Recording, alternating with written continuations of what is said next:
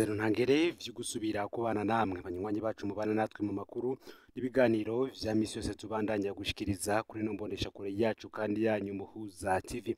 Uyu ni umwanya tugiye kubagezako amakuru biriko biravugwa bigezwe ku ngaha mu gihugu c'u Burundi. Aha akaba ari amakuru tuzakugaruka ku bintu vyinshi bitandukanye, gusa cane tukaza kugaruka ku biriko biravuga mu mugambwe SNL ku ruhande rwa Honorable Agathon Rwasa, ndetse kandi tukaza no kugaruka kuri rya tegeko Perezida Evariste Ndayishimiye yasinye ku munsi w'ejo uheze.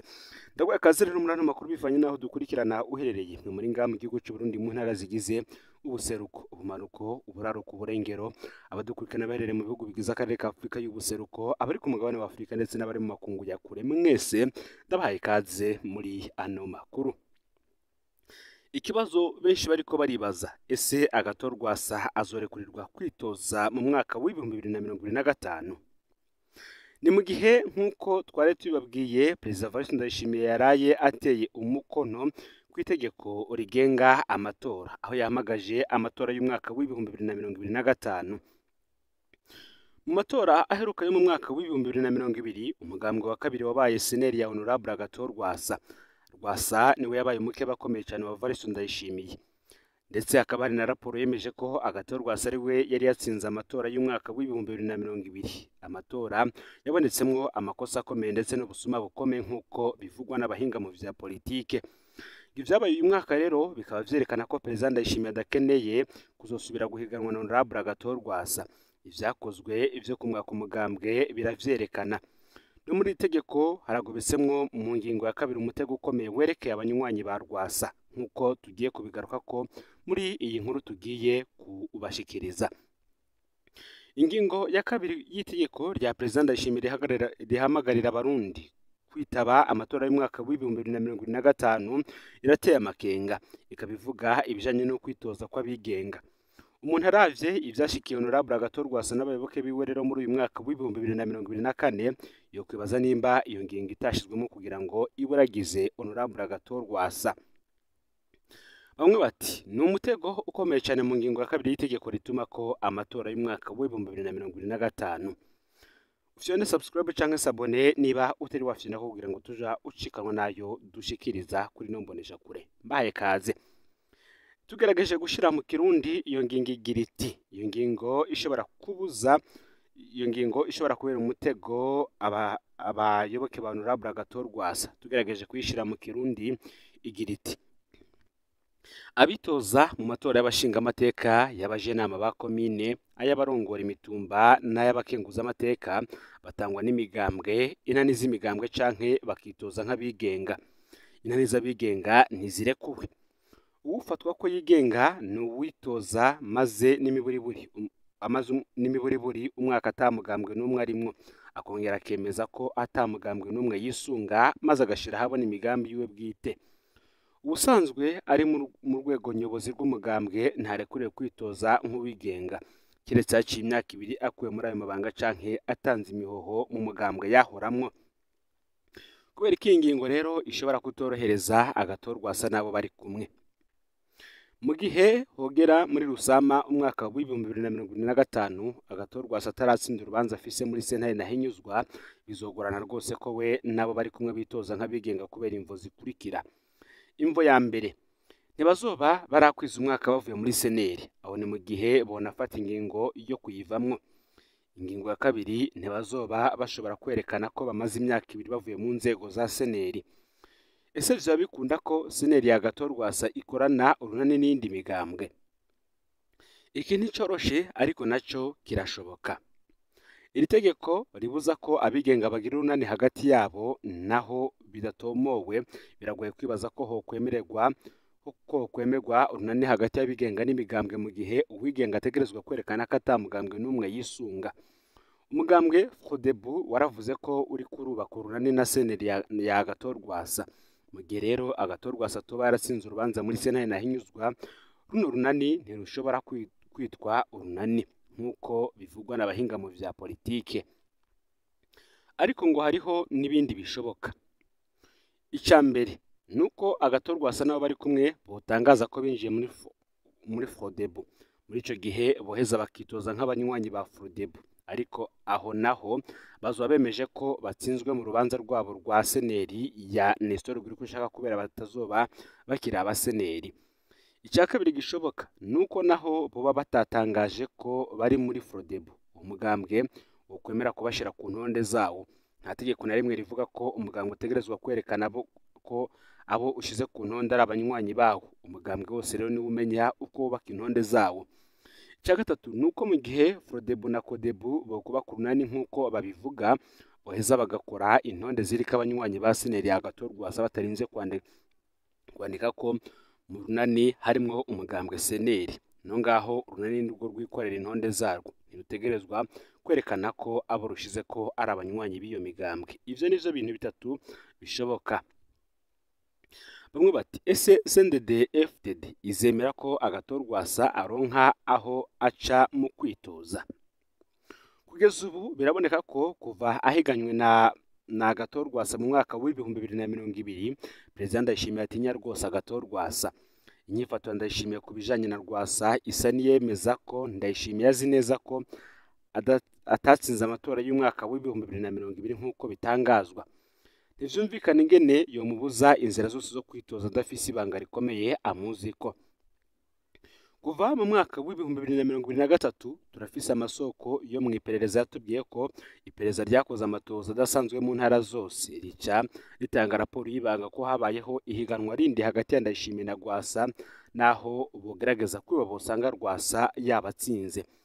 Iyo raporo yo bivuga ko abanywanyi ba CNDD FDD barimwo bazotora seneri ya Rwasa. Niyo mpamvu rero hategerezwa gukorwa ibishoboka vyose ngo agatorwasa ntiyitoze mu matora y'umwaka uza. Umugambwe Frodebu nawo kandi urashobora guhura n'ibitoroshe mu minsi iri imbere kugira bawubuze gufatana na agatorwasa mu matora y'imi. Gutera ubwoba indongozi zo mugambwe vyo turazi neza ko vyatangwe nk'uko amasoko yacu ibanga vyemeza. Ayandi masoko akavuga ko muri CNDD FDD biteze ko Kodebu ya Kefa Nibizi ariyo izobafasha kwica urwo runani.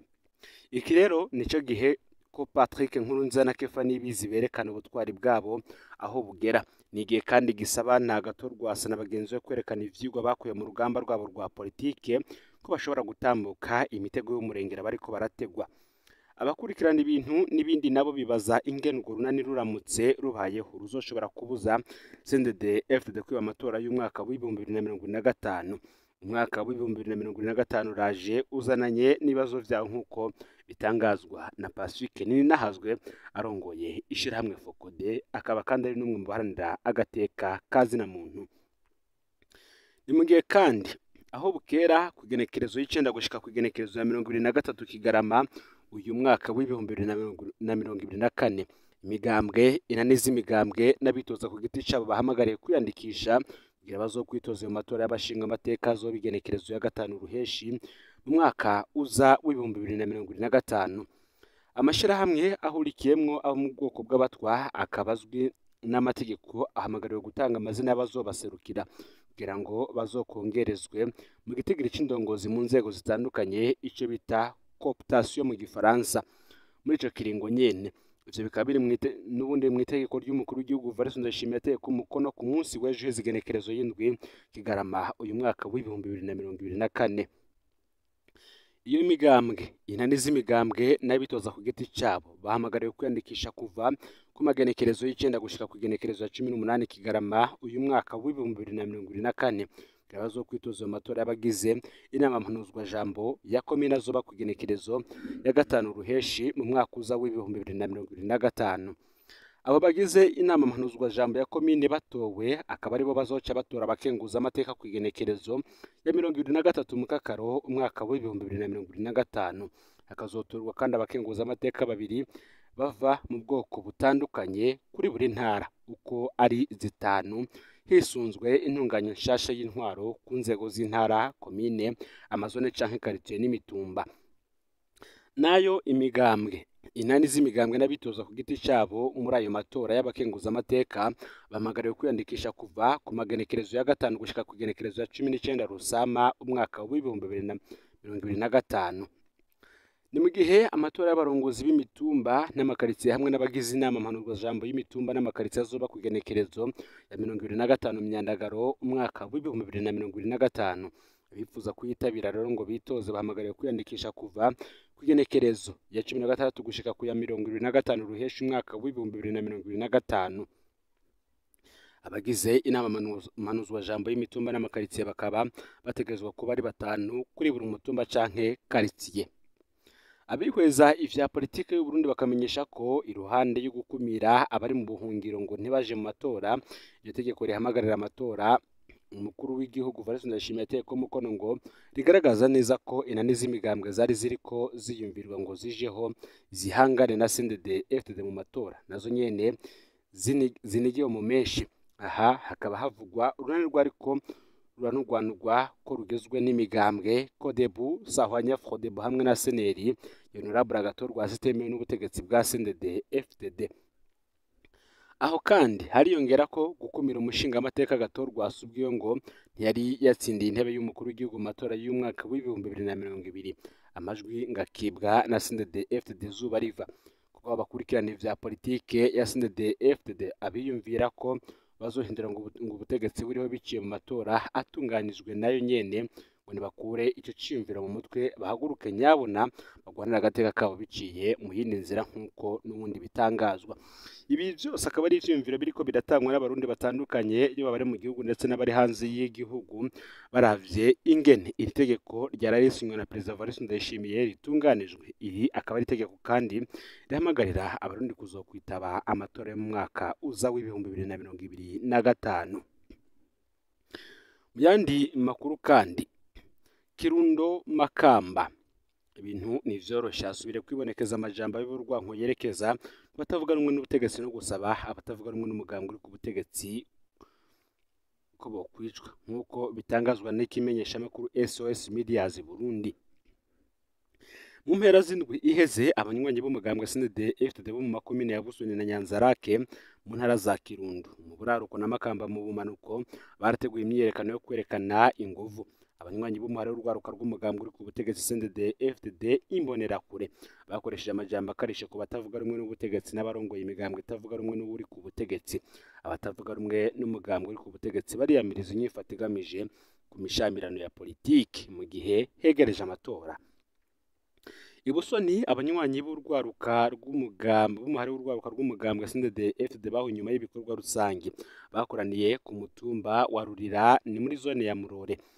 Umwe mu mbonerakure zo muri iyo komine yatangaje ko nk'uko twari tuvuye mu bikorwa rusangi abenshi muri twebwe twari twitwaje ibikoresho bitandukanye, bose bari bahawe itegeko ryo kuza mu mwambaro w'ikarashishi n'umupira w'umugambwe. Iryo tegeko ku bw'amasoko yacu ryari ryatanzwe n'urongoye umugambwe muri iyo komine Vitale Bucumi.